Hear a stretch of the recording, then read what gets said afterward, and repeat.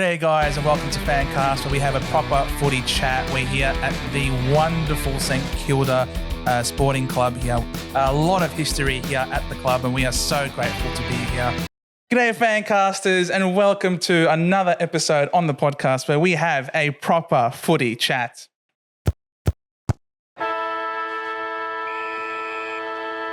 We are here once again in, of course, the oldest changing room, locker room, whatever you want to call it, in the entire Southern Hemisphere. So proud to call the St Kilda Sports Club our home here at FanCast. And we are joined by a very special guest today, Cheets of TypeMedia. I know you don't like the other affiliation as much when it comes to what you want to be known as, but Cheets, so glad that you're here today, man. Just really happy to be here and have a look at this. This is an awesome place. This is amazing. And this is quite old as well. As I was going to say. Don't touch it too hard. I was going to say, these things have been around for quite some time here. And yeah, it's a nice little setup you've got going. Thanks very much. 160 years coming on now. So massive shout out to Apollo, of course. Thank you so much for having us here, mate. We are here, of course, to talk all things football, as is the usual. But I guess we'll start off with you, Cheets. Before we talk about the footy, you've had an incredible rise and you've had an incredible sort of experience when it comes to footy off the field, when it comes to all the socials and things like that. I mean, I know on TypeMedia, on Insta, you're getting close to 30K. So yeah, it's pushing there, but it's 22,000 to be exact. 22,700, not counting or anything. No one's counting. Let's hope it's more when this goes to air. But yeah, it's been great. It's funny, if you said that I'd be on a podcast after making memes, footy memes especially, 3 years ago, I would have just been like, mate, you're kidding yourself. But yeah, we've done that and it's been good. It's been fun. The journey's been pretty sick. I've had some great life experiences and met some pretty cool people like yourself and many others, which I can't name all because there's been so many. But yeah, it's been good. Oh, mate, it's been so much fun watching your stuff online. And I know a lot of people also recognize you from the things that you do on, of course, Sportsbet. Yeah. How long have you been there now with them for? 3 years with Sportsbet, which has been, pretty fun as well. I know gambling company, people have their mixed opinions, but overall, it's been a pretty sick experience. Been able to travel overseas, do some cool stuff, write some scripts. There's a lot of stuff that go behind the scenes. I know a lot of people in the comments like to say, I could do this job, I could do that. More power to you, try and do it. But there is a lot that goes behind the scenes and a lot of fun. And yeah, it's just been great. Especially when you're the one that gets reached out to by famous cricketers, for example, representing the country. That's not something that anyone can just do. That was actually such a surreal experience. So we got a chance to meet Travie Head while he was overseas. And I can't speak highly enough of Travie. Such a good lad. When we met him, it was like we'd known him for ages. And from that, the connection grew and he was a big fan of TypeMedia, big Port Adelaide supporter as well. And funny, when the World Cup final was on, he sent me a message immediately after. So he would have been, a few cans in. Sent me a message. He's like, hey, mate, I've got something for you. Can you do this for me? And I was working off no sleep. Big meme lord energies just on the computer. And I'm like, you know what? When Travie asks, you just got to deliver. You got to deliver. And it just blew up. And yeah, he's a legend. He shared that. He's like, mate, I'll collab with your account. And yeah, I just got heaps of Indian followers, which is a hilarious crossover when I'm posting random Essendon memes. And, you have Rohit from, Bangalore going, what the fuck's this in like a different language. But I'm like, I lost a few followers after that, but it is you take the good with the bad. Mate, it's your civic duty. It is. When a national hero comes in and is asking you to do something, and especially it's amazing to see players with personality coming out, regardless of what code they're from. Cricket in this case, big massive win for the Aussies, of course, but we also love to see players with personality in our beloved sporting code of AFL, where we have proper footy chats here on the podcast. I'm sure a lot of people out there are like, oh, you've spoken enough about cricket. We get it, but this building on this idea of personality, I mean, we've got a bunch of players currently right now in the league that are a breath of fresh air, and it just seems, though, unfortunately, that they're always. Maybe you're right. I was talking to you off air that the public just isn't ready for it at this moment in time. And when someone gives their personality a bit too much and they come out too exuberant, people are quick to the tall poppy syndrome almost, just trying to put them down, like Coxie, for example. Yeah, absolutely. Like, I mean, it's a unique situation, right? Like, you know, I think we're all obsessed over the American sports and American culture. And I think everyone kind of loved the personalities, especially basketball and NFL. When the players come in, they've got a little bit of swagger. And I think when you see a little bit of that in the AFL, it's a bit confronting for some people. And like, you know, for me, I make memes and I try to combine as much pop culture as possible. And I try not to punch down on too many teams because I know we've got this, as a society, we like to laugh when people don't succeed. Correct. It's probably a nicer way to put it, when I guess people fail. And I just thought it's awesome to see a bit of personality, but at the same time, it might be too quick. For example, Harley Reid, when he's chirping to his opponent, I don't mind that. That shows a little bit of character. Yep. But, you know, on Footy Classified, he's going to be there, right there, being like, Harley didn't work hard enough. He's got no right to be chirping, or he's not got no right to be saying he's playing with a bit of swagger, which is kind of like, you want to see this, but at the same time, you've got the media kind of, you know, punching them down. And then I guess the public's not sure where they stand. You've got a few old timers pushing them down as well, being like, you know, they should stick to just playing football and be robots. Yeah, I see where you're coming from, but I mean, who really gives a shit what Caroline Wilson has to say, really, or Hutchie? You know what I mean? Like, no one cares what these guys have to say. But you're right. I mean, it's possible. There is always a negative backlash when it comes to players when they tend to express their views. I think really the first time that we started to see a turn away from that was when you got someone like Papley, for example, after the Bombers game. Yeah, exactly. You know what I mean? Like, oh, it's fake toughness. Oh, they're all I love that. It's so good. It was, like, I mean, I'm a Bomber supporter. Obviously, I felt my honor was impinged and I had to fight and rally for my boys. And I'm so glad that they lost the next week to Richmond. That was glorious stuff for you, Papley. But at the same time, I can appreciate, though, whilst the substance rubbed me the wrong way, as I have an affiliation with the Bombers, right? But the fact that he went out and said it, even Heaney as well, like after the game, like, oh, can you keep it up for 4 quarters? You know what I mean? Like, I like that sort of that banter between clubs. It's like WWE, right? I'm a big wrestling fan. I grew up with it and use a lot of that in the memes that I create now. And people seem to like that a lot. And it's like you create that rivalry by saying shit like this, like happily firing shots like that. And the next time Essendon and Sydney play, you've got your eyes glued to the screen because you want to see if this is fake toughness. Can't wait for you boys to be in Melbourne later in the season, Sydney boys. We're going to be throwing beers. I'm just like, we're not going to be throwing anything. But no, you're absolutely, maybe some G's perhaps. But yeah, no, you're absolutely right. It's all box office, and ultimately the AFL is the big winner of this because more eyes on it, more eyes on the TV, more eyes are going through KO or whatever, or Fox Footy, whatever streaming services you're using and stuff. So it's all just more publicity and therefore more money, and hopefully that means that this can then be injected into other more positive sort of things. Can I ask you a question? If you had to pick a wrestler from Essendon to take on Tom Papley, because he seems like he'd be the best one to give a promo, who would you pick? Who's someone you reckon's got a bit of swagger, who's got that, you know, he's got that grunt in him that can take Tom Papley in the ring and on the mic? Sam Draper.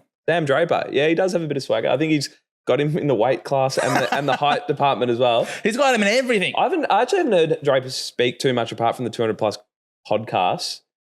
He's a quirky fella. That's what I'm saying. Like, this guy, he's got a switch. Yeah. He can go blind and he can kill Papley if they're in a ring. I 100% I'd back Draper over Papley. If he loses to Papley, that's just career over. Yeah. That's just how do you live with yourself. On the mic, you reckon Draper's pretty sharp? I can see with preparation. Yeah. With prep time. This is like Batman here. This is the same Draper's being likened to Batman. Like, if you give him prep time, you know, if he has Zach Merritt or if someone like helping him write notes. Yeah. I almost like briefing a barrister here, like trying to pass in some notes here to Sam Draper. I think so. I think he's probably got the it factor about Essendon. Like, you know, you tune in, you go to the socials, who's doing something weird for Essendon that you're kind of glued to, and that's probably Drapes. Look, no offense, but a lot of the Essendon boys, the way I see it, probably not, like, you know, a little bit vanilla, I have to say. It is a very vanilla team. I can admit to that. But Nate Caddy coming through. He's nothing. He's not going to be vanilla. You guys watch out. He comes in first practice game. He's completely cleaned up Jaden Laverty.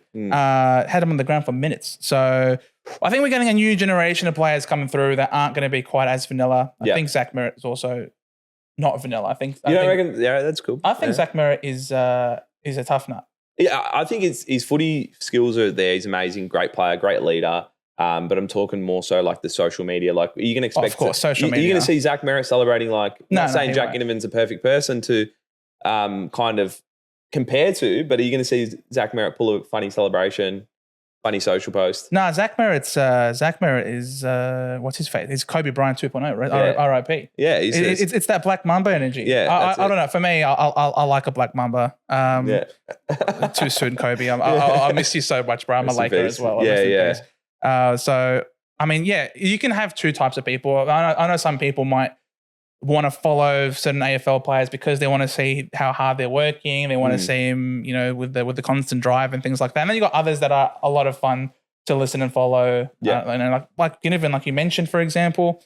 I don't think with Ginnivan you don't have to look too hard to see him up to some antics. It doesn't have to be all off the field. He has a lot of antics on the field as well. He does, and that's what makes him the player. Look, I think at Collingwood got away with it a lot on the field because Collingwood were winning, and now Hawthorn's going to test him a little bit because they're losing. I mean, celebrating when you're 20 points or 30 points down, it's interesting, right? So you've got your own little brand, your personality, kind of you showcase your personality, but when you're losing by 30 points, I mean, this is where I was saying about is the Australian public ready for it? I think there's an element of like you're going to cop it if you're celebrating like that when you're 30 points down. That's no different to an NBA player celebrating after a dunk after they've been blown out. Correct. There's an unspoken rule. It is. It's not that it's written down somewhere. It's an unspoken rule. You don't do, and especially when the game is over, you run down the clock. You don't try and get a final shot in there when the game is done. Like there are certain unspoken rules between players, but I also don't mind like if it's like your first goal, for example, for the team, and like, all right, I've arrived. Like even if you're down by 20 to 30 points, like I've arrived. Are you a big fan of celebrations? I love celebrations. I love it as well. I want to see, and this is going a bit wild and using my movie reference. Oh yeah, Xavier Dersman, that's pretty good. I want to see a Happy Gilmore type operator in footy. Just a real. Just go home. Just go home. just wears heart on the sleeve. If you had to say any player that's like Happy Gilmore that goes a bit berserk when things don't go their way, but then just goes off their rocket when things are going so well, who would you go? I don't know. The first thing you told me when something goes wrong and they just go off their rock, I just thought of Brendan Goddard just spitting the dummy and hitting the pretzels all over the field. Very Essendon based, yeah. Like, have a look at this. You love talking about Essendon. I wear my heart on my sleeve. You do. Goddard's good. I don't mind Goddard being a bit of a... spat the dummy out. He spat the dummy. Just trying to think of players. Spits the dummy out. He's kind of, they wear their heart on their sleeve. It's very tricky because I don't see anyone really embody that yet. I mean, there was who was the Freo player that kept who was the Freo player that kept mouthing off after the goal? He wore his heart way too much on his sleeve. Hayden Ballantyne from yesteryear was one that you knew was a bit of a pocket rocket. These small forwards tend to have this. Yeah, they get really pissed off. Cam Zerha, someone that I've seen where when they kick goals, he gets fired up. I mean, Mason Cox, every time he does anything remotely good, he's just flip the strut and watching you and looking at you. The issue that I have with that Mason is that, I mean, I like it, but you know when it doesn't fit the way they look or like, you know when the swagger seems a little bit like I've read a book, like Swagger for Dummies. No offense, Nace. I actually think he's doing great stuff. You're not him, bro. Yeah, you're not him. It's not. Harley Reid doing it is so much more different to Mason Cox, right? Yeah. Swagger is meant to be a little bit sexy, a little bit like I want to be like him. I don't think many kids are watching footy and going, I want to be the next Mason Cox. And there's nothing wrong with that. If you are, you got an intervention. You got to get this kid seeing someone professional. Like, I don't want to pile in on Mason. No, I don't want to pile in on Mason. He did kick 3 goals in his first game against Essendon. That's why I think I hate him for. No, I'm just joking. No. He's a good man. He does a lot of good stuff. But the swagger sometimes doesn't fit the person. And I think with Mason, he's got his own way of showcasing his swagger, and I just don't think that's as... I don't think the Giants like it either. Yeah. I mean, the Giants have that much real estate in his head, which is shout out Jacob Gaynor, who's doing all those memes. Oh, and mate. He's all over it at the moment. All over it. I think the they're one up at Giants the wear moment. their heart on their sleeve with that social media team. That's unreal. In terms of swagger, collectively, the Giants have the most. Like again, Jacob Gaynor, shout out to you because I think psychologically they're up. They haven't lost a game yet, Correct. and I don't know when this will air, but they haven't lost a game yet. And I owe this all to their social media team because they've got so much real estate in everyone's head. It's ridiculous. Even their song is sick though. Yeah, I'll just listen to it when I'm on the train. Like it's a pretty catchy song. It's a catchy song. Even their Anzac Day jersey. Have you seen that? I did catch that. Oh, the camo. Yeah. I feel like it's a team that if you didn't know football, it's a team that you'd go for because they're just a cool team. They're a cool team. They're leading the way for sure. In terms of the memes and social content, it's pretty sick and they're ahead of the pack for sure. And the pack's growing. We're seeing the TikTok culture is really starting to increase in size. We're starting to see a lot more people, a lot more fan supporters of clubs making their own channels now, whether it be on YouTube or TikTok or like it's the community away from the AFL sphere. I mean, even this one, for example, if you like it, drop us a like or subscribe. Thank you. Definitely pay attention to them. Yeah. Like we're starting to see an increase in that, and I think that when you're starting to go to the games and all these people got their own chants now, and certain crowd interactions. So you just feel like the AFL is growing despite the AFL. I just feel like the AFL itself isn't doing more to push it. Like they got Camden McDonald, for example, or Camden McDonald, but like outside of that, there's a few going around. Shout out Sweet Luke, another one who's doing some good things. I think it's growing because everywhere, every other code, if you look at it, like if you look at EPL, there's all these supporter pages that have excellent memes. And I think for me personally, I was inspired to create memes through American sport. So I'm a big American sport fan, not as much the EPL, but as a sports nuffy, I like listening to all. I was inspired by Bleacher Report in 2013, 2014 when they did things. I don't know if many of you followers know the Game of Zones. Definitely go check it out. It was a Game of Thrones parody and it was like an animation and they used to do some cool head swaps too. And I was inspired by that. And I think this generation that's coming now and doing content, they look at things abroad and they see, all these like pages that are run, whether it be like through Arsenal or the Lakers, whoever it is, they do a fantastic job of combining pop culture and mixing it in with the storylines that are happening in current game and bringing it in a way that's engaging for people to consume. And I still look at it and I think it's so funny talking about memes like this because it's freaking memes, right?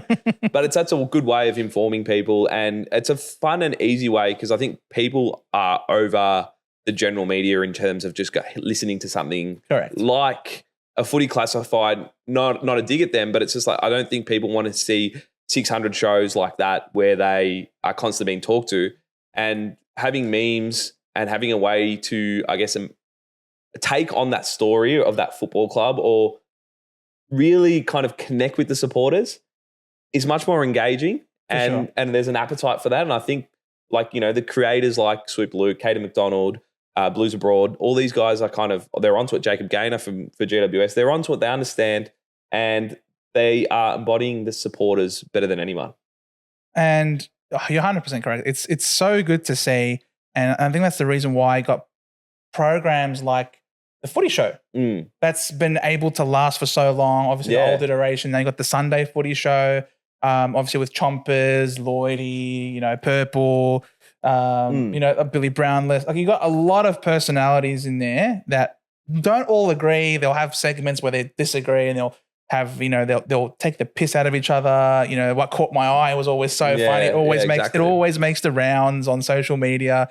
And sometimes it's just so much fun to just have fun. Like the game can be so serious already at times. And there's 1,000,001 different programs where it's trying to do these analytical breakdowns of the game. But at the end of the day, like you're not watching the games to try and have a breakdown. You're sort of trying to just to watch it and enjoy it. And then you've got obviously the memes and the interactions. And I mean, memes are, who doesn't love a good meme? Absolutely. I mean, you've got all these meme coins now as well, like in the crypto world and stuff. I don't know if you're into that. You're all over it. Right, you got Doge and stuff like that. You know what I mean? Like, bro, the halving's in a couple of days. Be careful, guys. Be careful. You're onto it. You're very smart for an essence sport. It's crazy, huh?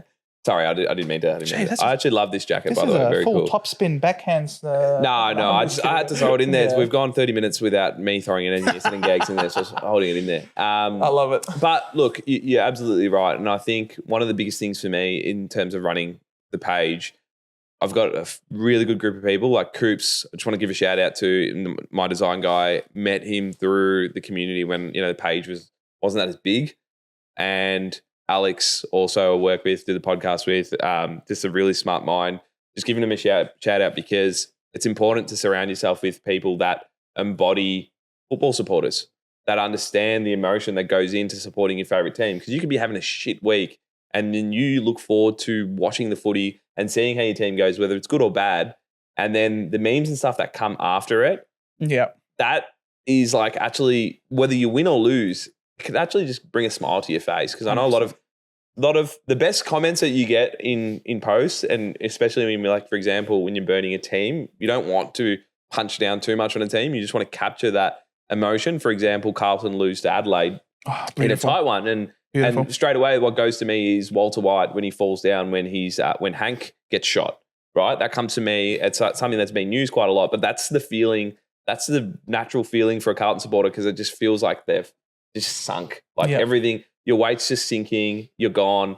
And to be able to do that in that format and then have Carlton supporters comment in there being like, feels? 100%. You're like, oh, we get it, man. We get it. And then like that's a nice way of doing it because I kind of trying to steer away a little bit of being mean and a bully because I think there's a really fine line with memes of like being a jackass. Correct. And because you're going to get engagement. I think when you start punching down on players or teams or whoever it is, you're going to get engagement because people tend to like it because it's like that shock value. It's like, oh, he's paying out on that. But if you can, I guess, capture that or like that emotion without being a bully, then you've nailed your job. I mean, when we got smashed by Port and then the following week we beat the Bulldogs, the instant thing was sometimes maybe good, sometimes maybe bad. shit. Sometimes maybe shit. Like it's just like, fuck, this is exactly essence to a T. 100%. And I think they're the ones where I look back and I go, you know what? Like even with Sportsbet when we do these memes and stuff, there's like a big focus on, try to focus on some positives. But like if their team's losing, for example, Collingwood losing 0-3, you're not going to be like, oh man, great. It's reality, but you don't punch down to the point where you start picking players out. They're the premiers though. I feel like sometimes you can take the mick. If you're a really good team, sometimes you can take the mick. Absolutely. If the expectations are set there. So there is leeway. I have a set rule where I don't go, and I made this mistake. This is exactly the learning process of doing these pages and or running the page like TypeMedia is that there was a specific moment where Adam Sard cried on the bench. Oh, I remember and that. Yep. I made a meme about it. And I wasn't happy about it because I had time to reflect and it was like within 30 minutes, and I kid you not, within 30 minutes I had over 2,000 likes, had people commenting being great, great, great. No one really said anything, but I remember just having a chat with someone about it and someone raised a really good point about you don't know what he's going through, you don't know what's happening. Yeah. And I just thought to myself, is this what you want to do? Because like people talk about mental health, people talk about all these kind of things. And yes, I may have only had like 6,000 followers at the time. It's like, oh, no one cares. But you don't want to be contributing to it, even if it's the smallest way. Correct. And I just thought, no, I've got to pull this down. And that's why, like with players and things like that, I try my hardest not to play into that because you just don't know sometimes what people are going through. Yeah. 100%. For example, if you look at it, Clayton Oliver, like I know there was a lot of off-field stuff that was going on. So much. I stayed away from it because you just don't know what everyone's going through. Like he's just a normal dude and you just don't want to be contributing to the pylon. And that's a big reason why I get my face out onto the page because I don't want to be seen as a keyboard warrior. Yeah. There's accountability to what I do and what I say. There's a lot of pages that do it without a face and whatever, that's up to them. They want to do that. But it's if you're going to pop players, show your face. Correct. There's accountability to that. It's just baseless trolling. It is. It is. And you know what? That's whatever they want to do, whatever they do. But I like to be able to look at myself in the mirror and go, I'm pretty happy with the way because you need to set yourself values. Mm-hmm. This sounds fucking outrageous saying this as a meme page, but it is like, when you have, like you said, when you have followers, 20,000 followers, there'll be a fair chunk of it that are kids. Yep. You just got to be like, not saying that I'm putting myself on a pedestal or anything like that, but you've got to set yourself some standards and just hold yourself at a level where people can look at it. And like, for example, if you're making a meme about a specific player, they can look at it and they're not going to be like, feel like shit. Like, yeah, the ends don't justify the memes, or the memes as well. Yeah, The ends don't justify the memes. Yeah. Just you're on it. That's brilliant. It's Essendon, bro. It's the win. It's the I can tell windbreaker. you're up and about. Look at you. Mate, you're here When with was me. the last time he smiled? Because he's got a big ass smile on his face. Bro, you're here with me. How can I not be happy about this shit, bro? Come on. Yeah, I know, man. That's a massive change. I might have a 1 week off for Hammy.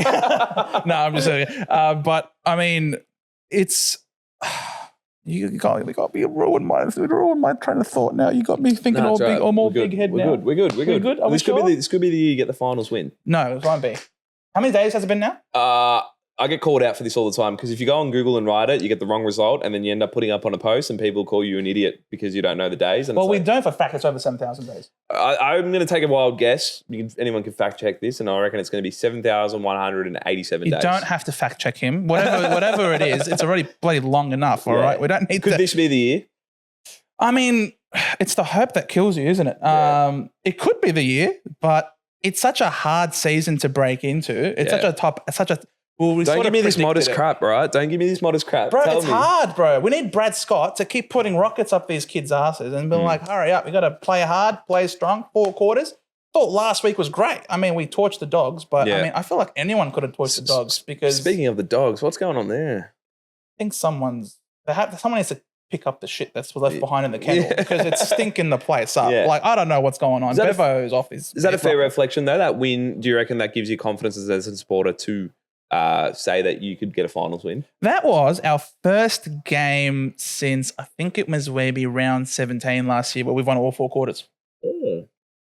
That's interesting because I thought Bulldogs dominated you for the first half, but I think Bevo was out coached. They didn't put it on the scoreboard. Bad kicking is bad football. I love to say that all the time. We've lost so many games in the past due to bad kicking. But as you say, I do think Bevo has shot his team in the foot before the game even begins due to selection problems. You got people who are all Australians like Caleb Daniel and Bailey Dale who are the subs. Great users too of the ball, which They're is great users of the wild. ball, and it's such a turnover-heavy game. And you know that Essendon. I don't want to say we're going to bring an edge. I refuse to say that, but you know Essendon is trying to play a front half heavy high press, and you want good users to cut through it, and then you've ended up using them as the subs, and you're taking out Riley Sanders, who is your future, who is a gun, who you've said is the most ready-made.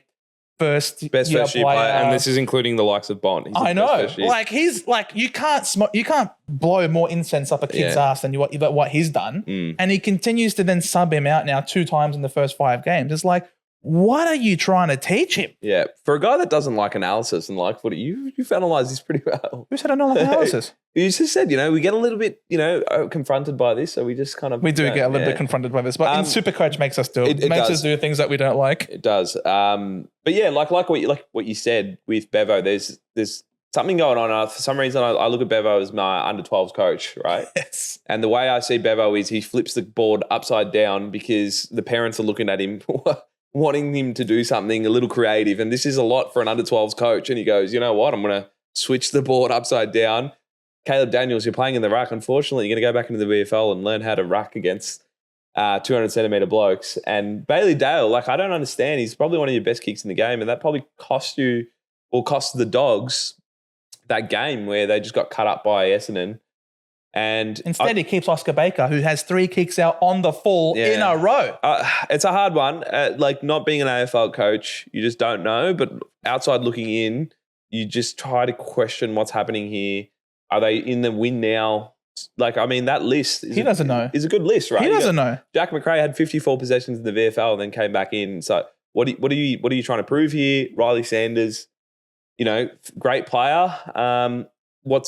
What are you trying to achieve? Can we have a little bit of transparency about what you're trying to do with these moves? Because I think for Bulldog supporters, I've got friends that, from obviously being from the West, I've got a lot of friends that go for the Bulldogs. They are confused as hell as to what's going on, why these moves happen.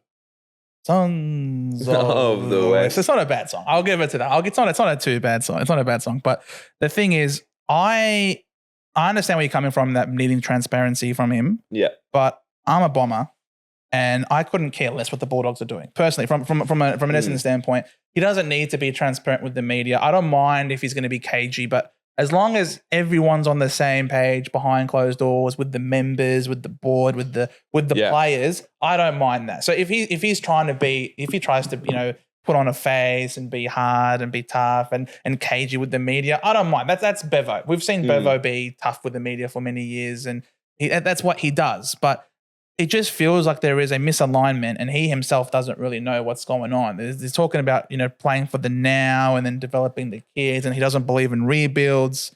I get all that, but like at the same time, you're self-sabotaging the team with these list decision calls, and you're signing these experienced players on big contracts and re-extending them and then not playing them and having them play in the VFL, and you're subbing out. Like if you're not playing the old guys, the old experienced guys, you're playing the young guys, and then you're subbing out the best young guy you got in Riley Sanders, who he wasn't playing bad. He stuck every one of his tackles, all 5 of his tackles, 100%.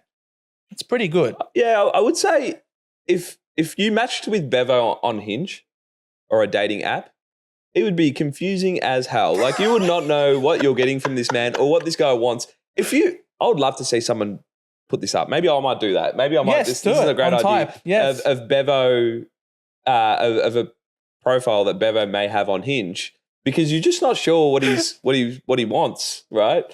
It's the perfect example is the Notebook. It's like, what do you want? What do you want from me? It's like, you just don't know what Bevo wants. He's and ahhing a lot. I feel like you take him out for pizza, he goes, I wanted Vietnamese. He just, and then when you go out for Vietnamese, he goes, I wanted pizza. And then he just keeps flip-flopping, and he's just like, he'll keep you on scene for quite some time as well.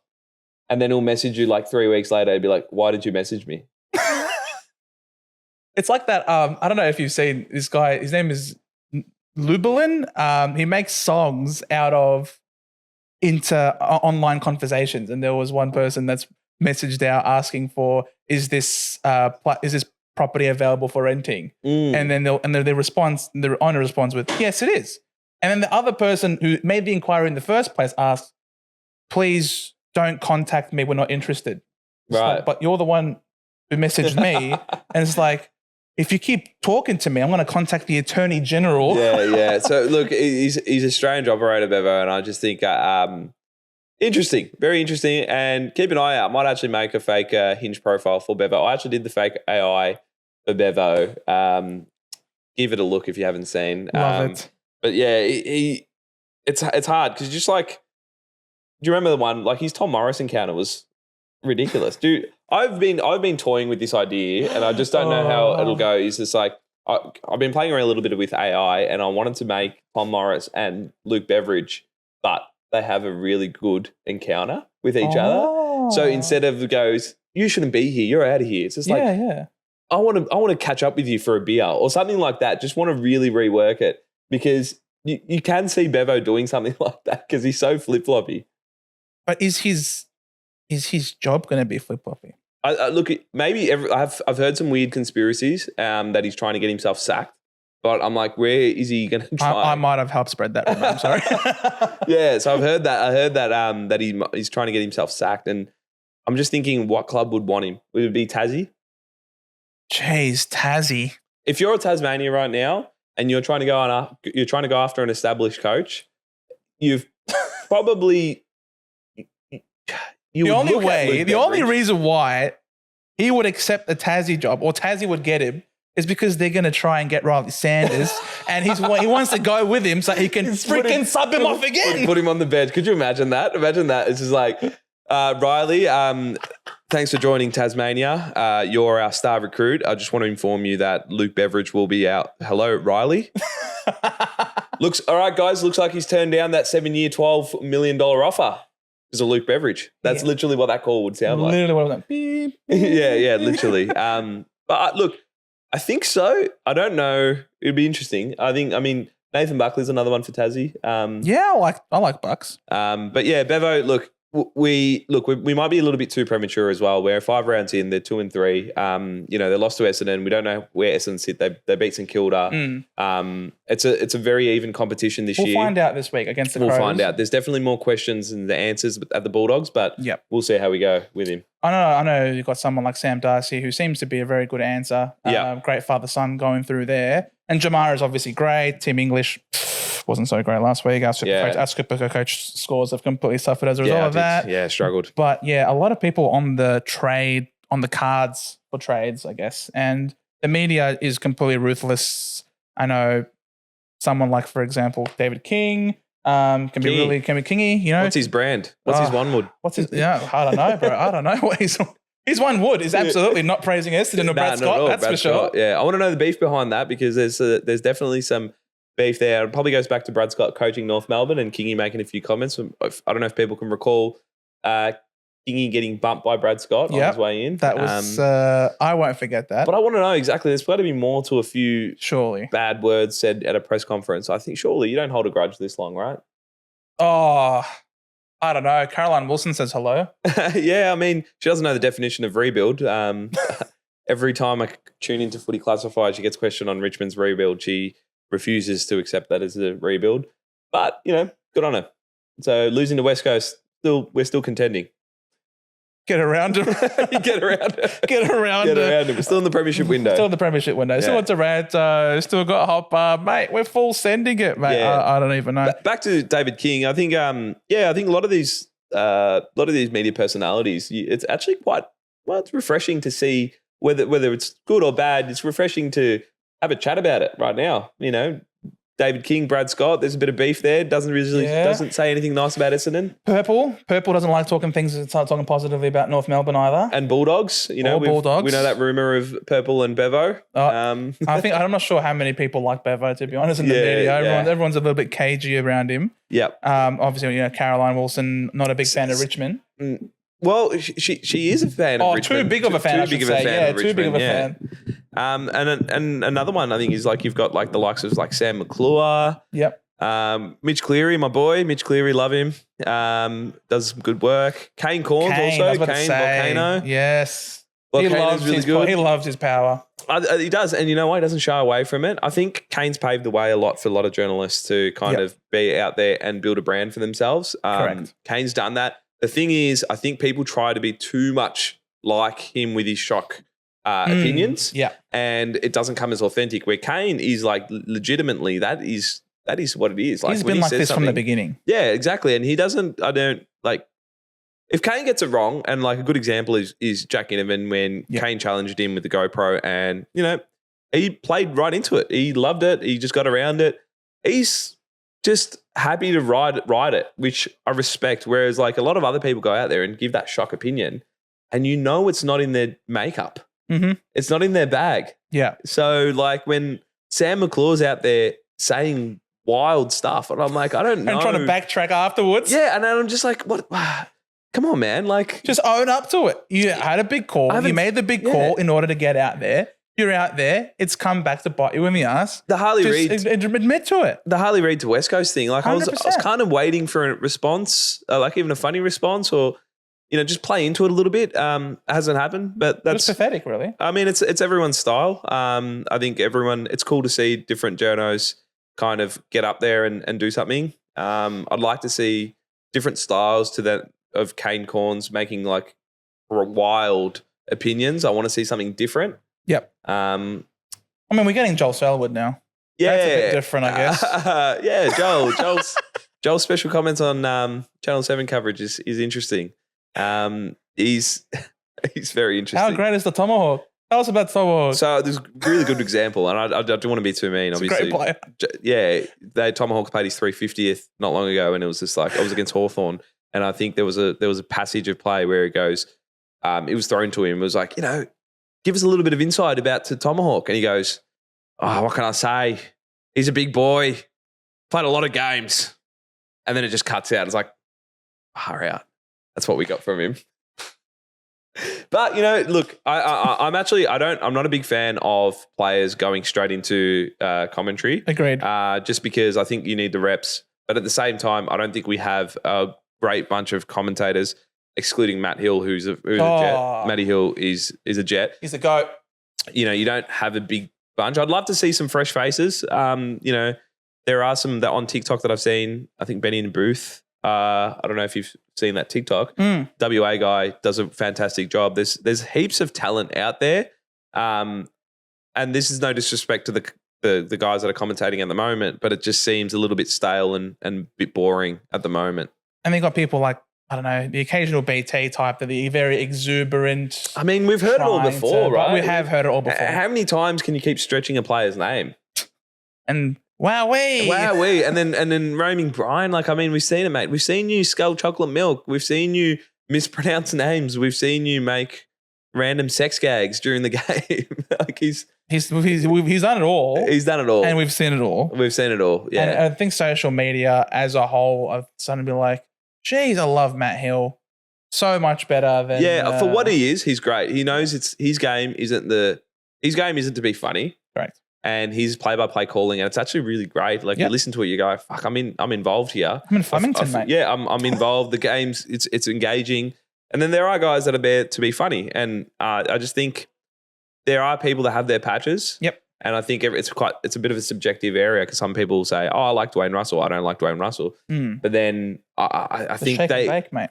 Shake and bake. Whoa, oh boy! All part of the grand plan. Yeah, all part of the grand plan. What does he say? Oh baby, Yeah. Look, to be honest, I don't mind Dwayno. But sometimes when it gets a little bit too repetitive, it does get a little bit exhausting, especially the funny ones like JB. I actually like him quite a lot on Triple M. Yes, you listen to him on Channel 7. It's the exact same thing. It's like the blokes on repeat, and it's Groundhog Day. It's AFL Live 23. Dermy's another one. I don't know how Dermy's kind of still rolling around. I actually used to love Dermy's wild opinions, but now he's out of whack. Yeah, he's like your AFL Live 05 CD. He's just glitched the fuck out. That's literally what's happening with Dermy at the moment. If I want a hawk, give me Hodgie. Yeah, I love Hodgie's special comments. Yeah, okay. I feel like he actually calls the footy, but also calls out a fellow commentator if there's something wrong. I'm going to disagree with you though. I'm going to disagree with you. I like Luke Hodge. That's an AFL Live 05. I say the Swans. It's like you said Sydney. I'm going to disagree with you. The Swans. I'm going with the Swans. It was a shit little segue. But. It was not too bad. It's all right. We caught it. We caught it. Hodgie, sorry before I interrupted. Yeah, Hodgie. I said all I had to say. I can't speak anything more positively about a Hawthorn player. Yep, Hodgie. I think he's pretty good. I think he's had a few knocks to the head too. Like a few times. He has, but it's not like Joel though. Like he's obviously a wonderful player. Blah blah. Premierships, etc. But like. Even he's now coming out and saying, "Oh, I made a career out of ducking." Like, yeah, great to hear from you now, mate. Yeah, it's weird that one, and I think I've heard Joel say that almost. We're 6 weeks in now. I've heard him say that every single week, almost like he doesn't have anything else to offer. It's like, can we press the Joel Selwood button? He has nothing to offer. Like the crusty. I'm making a Simpsons reference here because that's what I do here. I love the Simpsons references. Got a little Mr. Sparkle tattoo right here too. But yeah, look, he's like the one where you pull the crusty doll and he'll say the same thing over and over. And then literally Joel Selwood, you go and he goes, made a career out of it. It's like, how many times are we going to hear this, Joel? It's rare to find ex-players. I don't mind Mooney when he's giving some special commentary, but in his special comments, Moons is pretty good because he's not robotic like other people are. Yeah. Cooney's not too bad after the game on the couch. Maybe I'm a little bit cynical and like I'm harsh because I watch a lot of footy. I probably don't. I'm not a big fan. If I'd go my power ranking, I think Matty Hill's probably made the biggest impression on me. I reckon Hutto's up there. Hutto's actually quite good. I do. You know, the thing is, because I do go through some old footage and I see Bruce and Dennis. Don't do that. I think it's quite good. They're amazing. I think Brayshaw's fallen off quite a bit. I did used to like Brayshaw. It's fallen off quite a bit. I mean, the calibers in general. I think I would love to know what the process goes. Lee Montagna. Joey's pretty good. Joey's really, really surprisingly very good. Jeez, you sound like genuinely very surprised. No, well, it doesn't. I think when he started, he wasn't as wasn't as clear. Yeah. Used to ramble quite a bit, and now he's found He's his grown little into niche. it. Yeah. Yeah. On first crack, I do like him. I like my first crack too. Yeah. Thoughts on Brownie? Nathan Brown. Yeah, big fan. Love Brownie. Sportsbet, shout out. Keep the sponsors happy. There you go. Nice little alley-oop there for him. Very, very, very good. But yeah, I mean, it's... Isaac Smith, actually. Keep an eye out to Isaac Smith, also doing some work at Sportsbet. Gamble responsibly. He's a good man. Very good man. Very funny. Really good on Triple M. Would love to see him a little bit more on TV. He's got it. I think he's got it. Some people have the ability to tell a story and to keep the conversation flowing. He does. He's very good. Jared Waitley is one of those people as well. I think so, but for me, it's on radio. I don't know how I'd feel about seeing him on TV. Like not see, 360. Yeah. Well, I think he does a pretty decent job trying to keep Robbo on track. Yeah, I mean he deserves triple pay for that. Yeah, but I think they actually balance each other out quite a lot. Imagine having someone else who's sensible with Waitley. It might actually be really boring. You might fall asleep. Robbo allows Waitley. I feel like Robbo walked so Waitley can run. Wow. Basically, Robbo being a slobbo allows Waitley, like he balances him out with, how articulate he is. That is deep. Think about it. AFL 360, you need that yin and yang, and Robbo's there. 360 is a circle, and then you got yin and yang, and they're sort of circling around each other. You put Waitley and Hutto together, I think it's just too sensible. Way too sensible. Yeah, way too sensible. But isn't the first crack to be mostly all sensible with Hutto, Joey, and Kingy? I think they've got the formula right in a sense where it's like immediately after a game, you're kind of, if you follow a losing team, you go, where are the holes in if you're a big supporter, you go, where do we go wrong? They nail that. I don't think you need too much humour. You don't need humour all the time. No. And some of these guys have just forced humour. I think it's actually really good in terms of Kingy and Joey do a really good job of like explaining the little gaps that teams need to work on. Yeah. Ben Dixon, not so much, but you need someone to control the show. The Chief's not too bad. Yeah. He's okay. He'll give his just own an angry man. Opinion. He's a very angry man. But not so angry now. Yeah, shout out. He's a legend status now. So congratulations, Chieftain. What's your biggest Chief memory that you know, like the dribble kick? Is this like, how he's a big... That's probably the big thing that I remember. Him absolutely almost going to have a heart attack when he saw... was it Leroy Jetta try and dribble the ball from 50 meters out? How do you reckon he responded when he saw he's trying to dribble that and then basically... Actually, every time someone tried to dribble the ball and fails, I always think, where's Chief?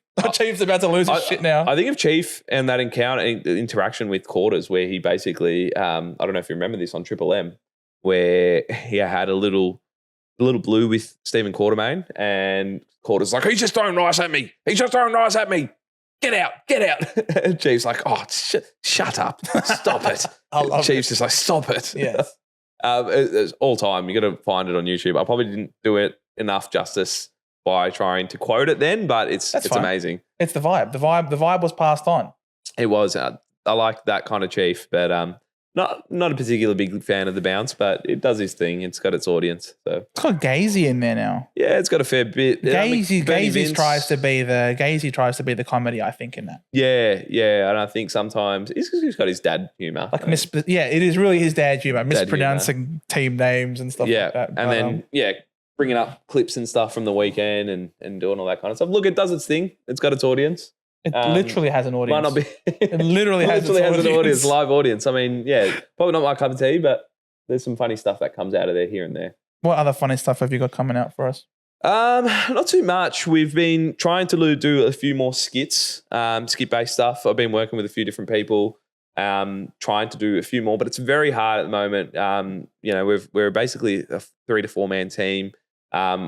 It's tricky. I play footy as well, which is like really hard to have your finger on the pulse and be on top of these things because a lot of making memes is being timely. Right? Yeah.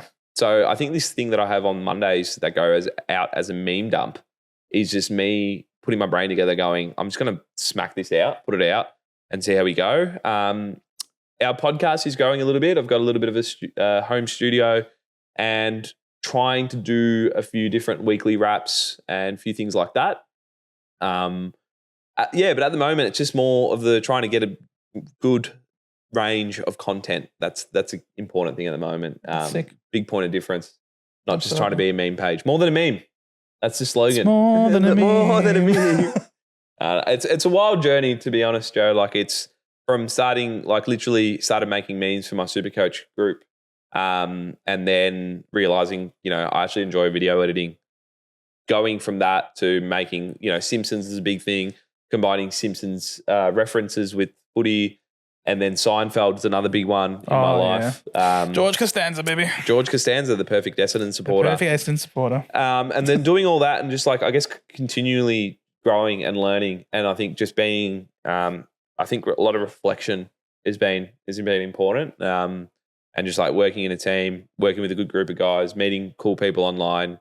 You know who you are, everyone that I've messaged through. There's been a lot of people that I've had really good chats with that is just deeper than just content in itself. Just about developing good habits as a human and not getting caught up in this content game. Because I don't know if you're kind of relatively new to it, but it is fucking hectic. Like, it is crazy how much content there is, and sometimes you've got to take a step back and just, like, be in the moment rather than just, like, all the time just on. 100%. Yeah. Take a step back, guys. Take a step back and then follow TypeMedia, because that's what it's about. Follow TypeMedia, yin and yang. Yin and yang, baby. That's it. You know what I mean? Like, a lot of deep messages that you've learned here today on the podcast, guys. Speaking of reflection, upon reflection, who has been the most impressive team for you so far this year? I think GWS have spent their petrol tickets a little bit too early. They have been the most impressive. I don't think they're going to win the premiership. Ooh, I think yes. I've seen this far too often where teams are peaking at the right Peak time. too early. I think we started the season way too early, which is why you see Brisbane and Collingwood come into form. Well, not so much from form, but you're seeing the better versions of themselves in the last couple of weeks. I still believe Collingwood will be thereabouts. I don't think they'll win the premiership this year. I think if you look at it, GWS are in prime position, but I think Sydney is the one. Yeah. Sydney is the one at the moment. If you look across their list and the way they're playing at the moment, they must be going through a big, tough training block. I know usually when teams are in bad form, you usually say that. That's the go-to tough training block. But I think Sydney have been there in a grand final. They've got I feel like they've got the coach. GWS still quite young. They've got the senior leadership. Made the prelim, but I think GWS on talent, great. But I just think Sydney has that in it to go all the way this year. I think they're the team. I know they lost to Richmond, but every good team, if you look through the history, they suffer these games. You'd much rather lose that in round 4 for sure than round 20. Oh, 100%. Their best footy, when they played, at the G against Collingwood, and Collingwood had their backs against the wall, they played some good footy. Oh, they smashed them. Yeah. So I wouldn't be surprised if we even get a Sydney GWS grand final, to be honest. Yeah, I think that's definitely on the cards. I'm not ruling out Brisbane. I do think the Brisbane comeback, that Brisbane win against Melbourne last week was really genuine. Yeah. I think they absolutely destroy them. And it wasn't just because of, like, poor kicking, for example. Like, we managed to get the dub, for example, in a couple of games against the Hawks and against the Bulldogs. They actually genuinely controlled the game from the midfield out. So, and it was at the MCG where they have a shocking, terrible record. So I do think the Lions can go one better this year. Yeah. They're going to get Ashcroft back during the season, I think. I'm not a big believer of that, but, like, I'd like to see Brisbane up there because I think you want to see the better teams. They play an exciting forwards haven't fired yet. I don't think Hipwood has fired yet. I don't think can Hipwood fire? That's a question. He could be fired if he does. If he doesn't pop off. Another 6 years to go in his contract. So. Another 6 years to go. Oh, gee, he really has to pop off. Is there a chance we make it? Any chance the Bombrays make it this year? I think for the sake of content, yes, it'd be great. It'd be great to see them. But I think the competition's pretty even. Yeah, it's too close. I just think I've got a few locks there. I've got GWS Sydney, Port Adelaide. I hate to say it, but Geelong, they've got a lot of games at Cardinia Park. Yep. Which means that they're going to win 90% of them. Yeah. Oh, there you go, 90%. 9/10 of it. I think Collingwood they're going to continue. They played a lot of the tough teams. They're going to win some games. It's going to be hard to see Essendon squeezing in. Carlton as well. Look, I've got a theory of Carlton falling off a little bit, but missing the 8? I don't think they're going to miss the 8, but I don't think they're going to be a top 4 team. And I think their depth is something that's going to hurt them because, you see the likes of if Akerno or Cripps, Wiedering, some of these guys get injured, I don't know how tried their VFL list is. I don't know who their next back is to come up. Like you see McGovern do his hamstring. Oh, yikes. Yeah, so Saar does his hamstring. You just don't know. And Backline looks susceptible now. I just don't know with Carlton. I think they rely a lot on their stars and then his structure. That's been a regular problem for him. For them. Port Adelaide is probably the one that I think is just keep an eye on. If they can win some games at the G, they're definitely the ones to. Big game this week against the Pies. Yeah. I think they got smashed there last time, like 70-odd points. I think a different team. And this is why you don't bite into early form as much. But I think now both teams, Port Adelaide should be favourite. I think Collingwood. On form, yeah, I think so. On form. But Collingwood at the G is just too hard to write off, right? Surely Nick Dacos. I feel like Nick Dacos had a much slower start to this year so far. He's due. He's due for a big one. Yeah. If you had to go top 3 for the Brownlow at the moment, who would you go with? Oh, Heaney's up there. Yeah. For sure. I'd love to say Zach Merritt because Zach Merritt hasn't had a bad game, but we haven't won enough games, unfortunately. So you got to look for the undefeated teams.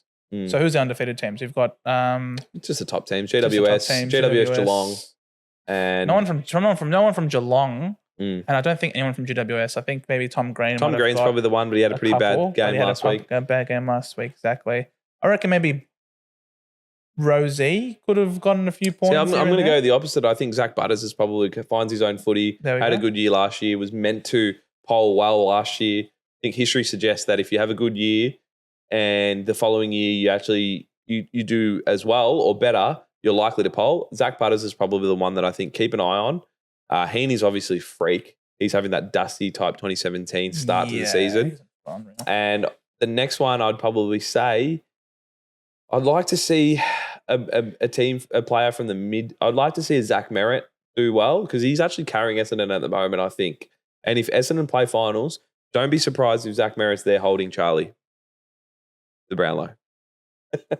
May God answer your lips, mate, and make that come to fruition. Look, and I'm not an Essendon supporter. Full disclosure, I'm not an Essendon supporter, but I think Zach Merritt is very underrated in terms of the year that he's having at the moment, keeping Essendon competitive. Here. And on that note, on that very positive note, I think we'll call it a night, ladies and gentlemen. Thank you all so much for watching. If you liked what you had to hear and see here today, please drop us a like and a subscription if you're new. It would greatly help the growth of our channel. Make sure to hit that notification bell to make sure that you don't miss out on any of the videos and live streams which are going to be coming around this season. Cheets, it has been an absolute honor and it's been so much fun having you on. We hope that you had some fun today. Absolute pleasure. And yeah, looking forward to seeing all the content that comes out. Thanks for having me, guys. No worries. TypeMedia, it's going to be in the description. Obviously, you've heard about what's coming up. Got some merch there on his head. How much is a hat these days? I think it's about $35. Worth it. It's nice. I can see it. Great material. Nice corduroy. Big fan of corduroy. There you go, guys. So thank you all so much for watching. We'll see you all in the next one, Fancasters.